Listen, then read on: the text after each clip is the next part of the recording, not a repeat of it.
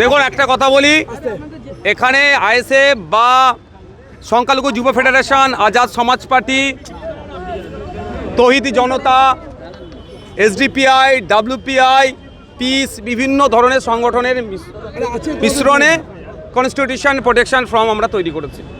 তার পক্ষ থেকে আজকে থেকে 27 তারিখ পর্যন্ত ওয়াকফ সংশোধনী আইন 2025 বাতিলের জন্য যেভাবে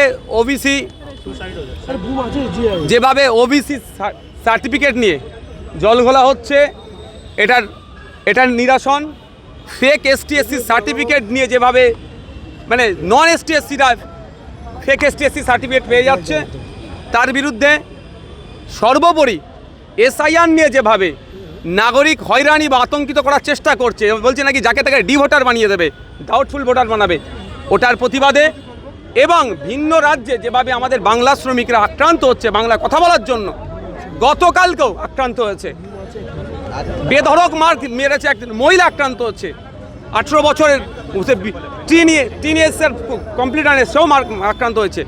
তাদের এই পরিযায়ী শ্রমিকদের উপরে যে বাংলা ভাষা আক্রমণ হচ্ছে, বাংলা ভাষার উপরে আক্রমণ হচ্ছে, এটা বন্ধের জন্য আজকে আমাদের ধর্ণা।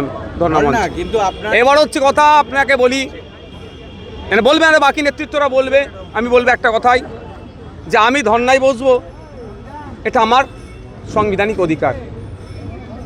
এটা আমাকে এখনও পর্যন্ত পুলিশের সাথে কোনো আলোচনা হয়নি। পুলিশের কর্তারা এসেছেন, আমাদের লিডারশিপদের আপনারা বাইট নেবার পরে আমরা পুলিশ কর্তাদের সাথে কথা বলবো, তারা কি বলছে শুনবো, তারপরে আমরা পদক্ষেপ নেবো। তবে আমরা ধর্ণা মঞ্চে যাব। মুখ্যমন্ত্রী 5,000 টাকা করে দেওয়ার কথা বলছে পরিযায়ী শ্রমিকদের, কি বলবেন? দেখুন, 5,000 টাকায় সমস্যার সমাধান নয়। পরিযায়ী শ্রমিকদের স্থায়ী সমস্যার সমাধানের জন্য আমাদের আজকে ধর্ণা মঞ্চ। আমরা চাই কর্মসংস্থানে বাংলায় তৈরি হোক।